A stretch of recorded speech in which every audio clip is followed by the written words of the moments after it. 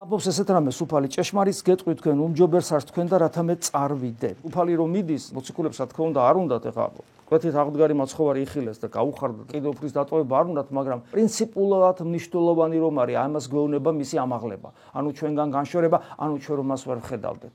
ეხლა ეს ძალიან ღრმა თემა, ამას უბრალოდ დროის გამო ვერ ჩავღმავდები, მაგრამ ეს პრინციპულობა ძალიან მნიშვნელოვანია და ეს ჩანს თომა მოციქულთან საუბრაში, როდესაც თომას ეუბნება, რომ შენ მე მიხილე და გწამს, მაგრამ ნეტარია, ვისაც არ უხილავ და რწმენე. რატომ არის ის ადამიანი ნეტარი, რომელსაც თომასავით კი არ უხილავს და ხელი კი არ შეხები, არამედ თომაზე არანაკლებად შეიძლება წამს, მაგრამ ისე რომ არ უხილავს. რატომ?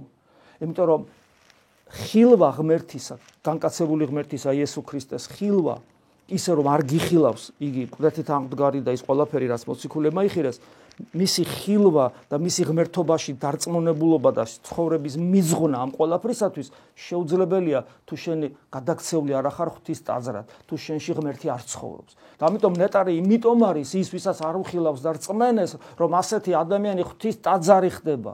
მასში ღმერთი ცხოვრობს და ისეთი სიახლოვე აქვს მას ღმერთთან, რომელიც ჯერ მოციქულებსაც არ ქონათ სულთმოფენობამდე. სულთმოფენობამდე მოციქულებს ის არ ქონდათ, სულთმოფენობამდე არ ქონდათ ის, რაც ეხლა თქვენ გაქვთ, რაც ეხლა ჩვენ გვაქვს. თუ ჩვენ ქრისტე გვწამს, თუ ჩვენ გული გაუღეთ ღმერთს.